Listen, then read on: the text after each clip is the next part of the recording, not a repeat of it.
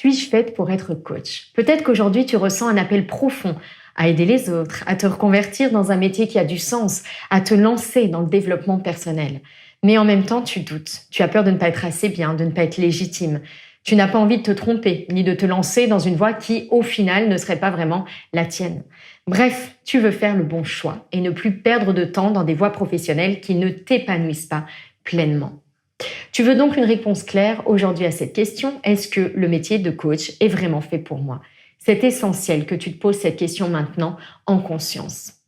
Peut-être que tu as déjà perdu beaucoup de temps dans des voies qui ne t'épanouissaient pas vraiment. Peut-être que tu n'as pas envie d'investir dans une formation si tu n'es pas sûr à 200% que ce métier va te plaire et que tu vas pouvoir réussir tout en t'épanouissant. Et puis tu le sais au fond de toi, être coach, c'est pas juste un métier, c'est une vraie responsabilité. Tu vas avoir face à toi des personnes avec de vraies problématiques, parfois douloureuses. Est-ce que tu vas être à la hauteur pour les aider? Est-ce que tu ne vas pas être submergé par leurs émotions? Bref, est-ce que tu es capable de faire ça? Vraiment. Alors écoute bien cette vidéo jusqu'au bout. Parce que je vais t'expliquer dans cette vidéo d'abord ce que ça veut dire concrètement être coach aujourd'hui. Et notamment la différence entre coach de vie et coach professionnel. Je vais te partager les 7 qualités essentielles pour exercer ce métier avec justesse et impact. Et les 3 questions clés, plus 2 en bonus, à te poser maintenant pour savoir si c'est la bonne voie pour toi. Avant de commencer, si tu aimes mon travail et que tu veux me soutenir, pense à liker cette vidéo et à t'abonner à la chaîne. Ça m'aide à faciliter la reconversion des femmes qui ont envie, comme toi, de contribuer à un monde meilleur. Alors, premier point tout de suite, c'est quoi être coach? J'ai 2 messages essentiels à te transmettre ici. D'abord, il faut déjà qu'on sache de quoi on parle. Quand je parle de coach dans mes vidéos, je parle d'un coaching de vie. Un coaching qui s'intéresse à l'être humain au-delà de ses problèmes. Un coaching qui dépasse le cadre de l'entreprise. Donc, je ne te parle pas de coaching professionnel, donc de formation RNCP ou CPF. Ces formations-là, elles sont pensées pour accompagner dans un cadre d'entreprise autour de problématiques professionnelles spécifiques. Moi, je te parle de coaching de vie et plus précisément de coaching de l'être, d'un coaching en développement personnel et même plus spirituel, un coaching humain, intuitif. Un coaching qui va toucher à toutes les thématiques, les émotions, les relations, l'accomplissement global. Deuxième message, être coach n'est pas quelque chose de rigide. Je vais te partager une anecdote concrète à ce sujet. Il y a quelques mois, j'ai fait un bilan de compétences. Et est-ce que tu sais ce qu'il en est ressorti? Que je ne suis pas faite pour être coach, alors que ça fait 9 ans que je suis coach et que ça marche plutôt pas mal. Pourquoi? Parce que ma façon d'être coach ne correspond pas au modèle classique. Moi, je ne suis pas faite pour enchaîner les rendez-vous toute la journée dans un cabinet. Et c'est OK. La vérité, c'est qu'il y a autant de façons d'être coach qu'il y a de coach. Tu peux accompagner de plein de manières différentes. En collectif, à distance, tu peux mixer le coaching avec d'autres formes de transmission ou d'accompagnement. Tu n'as pas besoin de sacrifier ton énergie ou ton calme intérieur. Tu peux respecter tes valeurs et tes besoins. Donc, il faut d'abord nuancer ce que veut dire être coach. Deuxième point, les 7 qualités essentielles pour être coach. D'abord, une vraie passion pour le développement personnel. Tu as traversé des épreuves, des transitions de vie et ça t'a énormément aidé. Tes lectures, tes prises de conscience, peut-être même que tu allais voir des coachs ou des outils que tu as découverts en chemin. Tu adores apprendre à mieux te connaître, tu suis des comptes peut-être de coachs, tu collectionnes les citations, tu lis plein de livres sur le sujet, bref, le développement personnel t'anime et tu ressens l'élan d'en faire ton activité pour transmettre. Deuxième qualité, une écoute profonde et une vraie présence à l'autre. Être coach, ce n'est pas donner des conseils, c'est savoir écouter, mais écouter vraiment. Se connecter à l'autre, l'écouter au-delà des mots, voir ce qui se joue dans les silences, dans son corps, dans son cœur. Pour ça, il faut pas se laisser embarquer dans les drames et les récits. Il faut être là, pleinement avec l'autre, dans une présence ouverte et bienveillante. Troisième qualité, une vraie relation aux émotions. Si tu veux aider l'autre à accueillir ses émotions, il faut que toi-même, tu aies fait ou que tu sois prête à faire ce chemin. Ça ne veut pas dire qu'il faut jamais pleurer, mais simplement que tu sois à l'aise avec les émotions, que tu les accueilles, que tu ne sois pas déstabilisé chaque fois qu'une larme, par exemple, jaillit chez l'autre. Et ça s'apprend. Par exemple, dans mon école de coaching, on travaille là-dessus à titre personnel pour pouvoir être stable et ancré face à nos clients. Quatrième qualité, une capacité d'adaptation et de présence à l'instant. Tu peux préparer un coaching, avoir une idée générale, mais tout se joue dans l'ici et maintenant.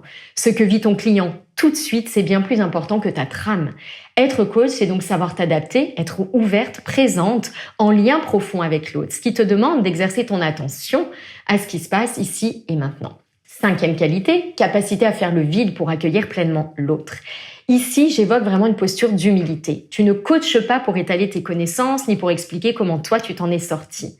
Tu coaches pour offrir à l'autre un espace neutre, sécurisé, sans projection, où il pourra vraiment explorer, comprendre, transformer. Pour ça, tu dois pouvoir te mettre en retrait, vider ta carte mentale pour entrer dans l'univers de l'autre. Sixième qualité, une conscience claire du rôle d'entrepreneur. Dans 95% des cas, être coach, c'est être entrepreneur. Il faut donc accepter de travailler sur les compétences de l'entrepreneuriat, créer une offre, la valoriser, trouver des clients, communiquer.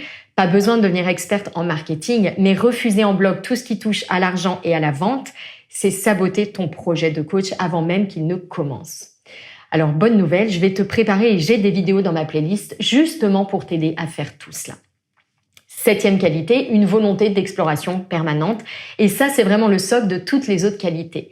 Si tu veux être une coach juste et impactante, tu dois être en chemin. Toujours continuer à descendre en toi, clarifier ta posture, nettoyer ce qui pourrait nuire à la relation. Mais aussi, c'est comme ça que tu vas pouvoir identifier ta vérité, ta force unique, ce que tu as apporté d'unique au monde.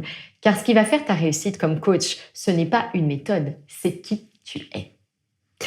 Les 3 questions à te poser maintenant pour savoir si tu es prête à être coach. Petit récap. Première question, est-ce que mon projet est clair? Notamment, suis-je attirée par le coaching de vie ou le coaching professionnel? Est-ce que j'ai envie d'accompagner des femmes ou des hommes en quête de sens, de les aider à traverser des transitions de vie, à se reconnecter pleinement à elles? Ou est-ce que je préfère intervenir en entreprise, coacher des managers, des équipes autour de problématiques de performance ou de posture managériale? Ce sont 2 métiers différents avec des qualités différentes à mobiliser. Clarifie ton intention avant d'aller plus loin. Deuxième question, est-ce que j'aime travailler sur moi? Et surtout, est-ce que je suis prête à continuer? Ça, c'est absolument essentiel. Pas pour devenir une coach parfaite, mais parce qu'un coach qui ne travaille pas sur lui, ça va être un coach qui projette, qui sature, qui freine la progression de l'autre sans même s'en rendre compte. Être coach, c'est continuer à apprendre de la vie, de ses émotions, de ses blessures. Et c'est vraiment avoir cette honnêteté de se demander, est-ce que je vais être coach pour aider l'autre ou pour me valoriser moi-même et être reconnue? La réponse est souvent un mélange des deux, mais c'est essentiel d'en avoir conscience pour avancer avec justesse. Troisième question, est-ce que je suis prête à devenir entrepreneur? Comme je le disais tout à l'heure, dans la majorité des cas, tu vas créer ton activité. Alors, il ne s'agit pas de te vendre à tout prix, de faire du marketing agressif, mais ça veut dire quand même être capable de parler de ce que tu fais, valoriser ton travail, vendre tes accompagnements avec intégrité. Et pour ça, il va falloir aller explorer tes croyances sur l'argent, les peurs qui t'empêchent de parler de ce que tu fais. Bref, est-ce que tu es prête à sortir de ta zone de confort sans sortir de toi-même? 2 petites questions bonus pour clarifier ton projet. Est-ce que j'ai vraiment envie de voir les gens changer? Ça, c'est une question de fond. Le métier de coach, c'est accompagner la transformation de l'autre. Pour ça, il faut vraiment avoir envie d'être témoin, d'être facilitatrice, catalyseur de cette transformation. Est-ce que j'éprouve de la joie, de l'élan, de la fierté à voir les autres se révéler? Est-ce que ça m'émeut? Est-ce que ça me nourrit? Si oui, c'est peut-être le signe que tu es déjà coach dans l'âme. 5e question, est-ce que je suis prête à sortir de la théorie pour aller dans la relation vivante? Beaucoup de femmes qui veulent devenir coach ont lu des dizaines de livres, ont suivi des formations et des approches. Mais là, ce qui va compter, c'est la relation, la présence, le lien avec l'autre. Tu peux tout savoir en théorie. Si tu n'es pas prête à être dans la rencontre avec l'autre, à oser l'intimité, à soutenir des silences, dans le respect, attention de celle que tu es, alors il y a des risques que ton coaching ne soit pas fluide. Donc, est-ce que je me sens prête à expérimenter, à pratiquer dans la vraie vie et pas juste dans les livres? Ça, c'est un point essentiel. Tu viens de découvrir les vraies qualités d'un coach, pas celles qu'on affiche sur les plaquettes de formation, mais vraiment celles qui comptent. Si tu as envie d'aller plus loin et découvrir ce qu'il faut savoir avant de te lancer, je t'invite à télécharger gratuitement notre livre blanc Devenir coach, les vraies clés pour se former, se lancer et réussir, qui est disponible sur mon site capcoachingschool.com. Et bonne nouvelle, la prochaine promotion de la Cap Coaching School va démarrer à l'automne 2025. Les candidatures sont ouvertes dès maintenant, donc tu peux déposer ta demande. Une coach de l'équipe te rappellera pour en parler. Lien juste en dessous de cette vidéo.